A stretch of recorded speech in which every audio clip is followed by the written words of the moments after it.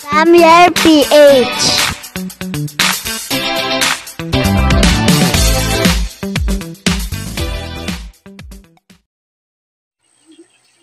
Hi guys, good morning sa inyo. Ayan, update tayo ngayon guys dito sa ating inaalagaan na giant freshwater prawn o kung tawagin ay ulang. Ayan, bali ito yung grow out natin guys ng ulang. Ayan, nabili kasi natin to guys ay nasa 2.5 to 3 inches pa lang guys. Pero yung iba meron ng malalaki. Ayan, kagaya nga nung isang video ko guys na meron na nga tayong nakita guys na nag-itlog na ating alagang ulang guys. Mamaya update ko kayo guys dun sa may itlog natin na ulang. Yan kung ano bang status na nila guys. Yan, kasi kahapon nakita ko guys yung ating buried ulang. Medyo may pagka-gray na kasi guys yung mga itlog niya guys. Ayan, kasi yung mga ganong medyo gray na yung itlog, within 24 hours guys, pwede na mag-hatch yung mga fry niya. Ayan. Tapos dito meron pa tayong bagong lagay na dalawang buried na ulang guys. Yan, bali dito natin sila ipapahatch yung dalawang buried na ulang natin guys. Yan, pangsamantala dyan muna sila. Antayin lang natin guys na magpisa sila ng mga itlog nila.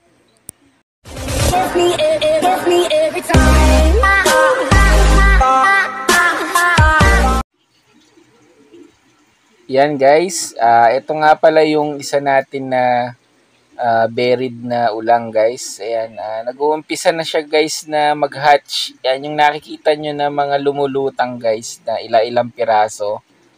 Yan na yung mga larvae niya guys. Kukunti pa to. Siguro mamaya guys, mga ilang oras lang. Yan, siguro mapipisa na lahat yung mga larvae nitong ating ulang guys. Yan, bali hindi nga natin natanggal guys yung mga PO2 na pinakain natin dun sa ating buried na ulang. Ayan, pero tatanggalin din natin yan guys para hindi naman mapulyot yung tubig agad kasi mukhang marami guys itong mapipisa na mga larvae ng ating ulang. And itong ang mga nalutang na to guys, estimated ko nasa hundreds na to. Ayan. Sobrang liit nila guys. Ayan. First time natin na makapagpa-hatch guys ng ulang. Ayan. Ito nga pala guys yung tubig nito, ginawa ko na nga pala yan guys na brackish water guys. Ang salinity nito guys ay 12 ppt. Yan. Yun daw kasi yung match dun sa ating mga larvae or dun sa ating magiging fry na ulang guys. Yan. Medyo challenging din kasi guys yung pagbubuhay nitong mga larvae ng ating ulang guys kasi yung kagaya nga niyan, first time natin na mag-alaga ng ganito. Yan, hindi siya kagaya ng ARC na hahayaan lang natin na kusa silang aalis dun sa mga belly ng mother nila. Ito naman guys, pinapagpag talaga guys ito nung mother na ulang. Yan, dito meron pa rin tayong 2 pieces guys na mga buried na mga ulang natin. Yan.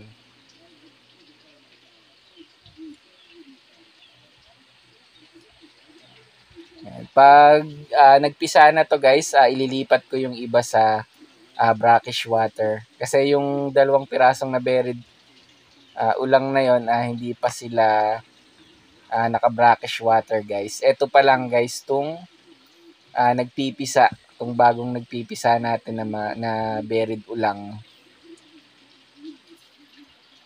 Ayan guys, nag-uumpisa na siyang dumami.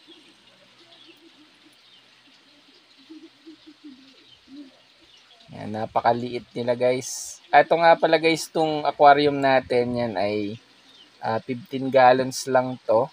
Ayan. Pero mas advisable kasi guys kung mas malaki yung lagayan kasi nga pag nagpisa na tong ulang natin ng kanyang mga larvae, sobrang sikip dyan guys, mabilis mapupulyot yung tubig natin. Yan. Kaya pag napisa na to guys, ililipat ko na to sa niready ko na brackish water guys para doon na sila magpalaki.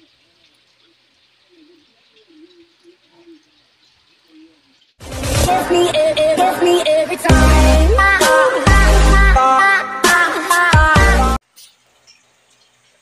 Yan, ito nga guys, makalipas ang ilang oras, ayan, kung mapapansin nyo guys, yan, sobrang dami guys ng mga larvae na hatch ng ating isang buried ulang. Yan, 1,000 na yan guys, siguro nasa 5,000 pieces na itong napisa na ulang, sobrang dami.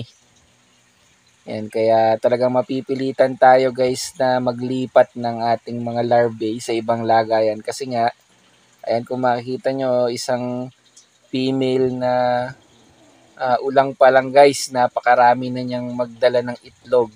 Yan, hindi kagaya ng ARC na halos 200, 300, 500. Swerte nang maka 1,000 guys sa mga ARC. Bali itong ulang, ayan, kaya niyang mag itlog ng mga 50,000. Yan.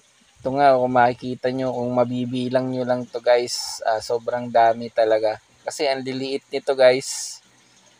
Ayan, mukhang mga healthy naman sila kasi, ayan, kung makikita nyo guys, ang bibilis nilang kumilos. Ayan, dami guys hanggang ilalim. Ewan ko lang kung kita nyo sa video guys, itong mga nasa ilalim. Ayan, napakarami guys yan, yung mga nagapang-gapang na yan. Yan, lahat yan guys ay mga larvae. Ayan, marami pa nga nakadikit guys dun sa buried ulang natin nasa tiyan. Napakarami pa rin. Kahit marami nang na-hatch, parang kalahati pa lang guys yung natatanggal nitong buried ulang natin. Yan, sobrang dami guys. Makabuhay ka lang dito ng mga 1,000 pieces guys. Hindi ka nalugi sa pag-aalaga.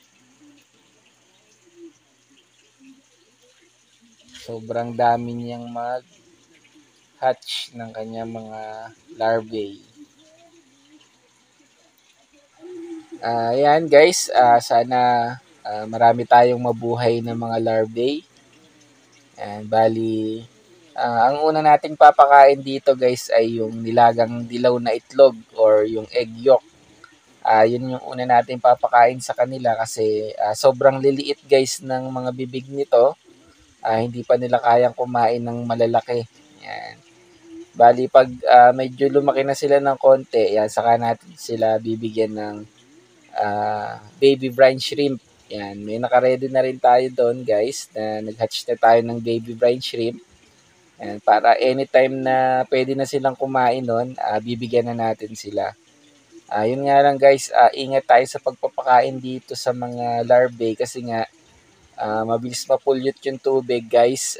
Napakahina kasi nila sa ammonia. Yan, yun kasi ang nagsasanhi guys ng ammonia, yung mga natitirang pagkain. Lalo na yung nilagang itlog guys. Napakabilis dyan makadumi ng tubig. Kaya pagkatapos pakainin ay yung matitira guys ay tatanggalin na rin agad natin.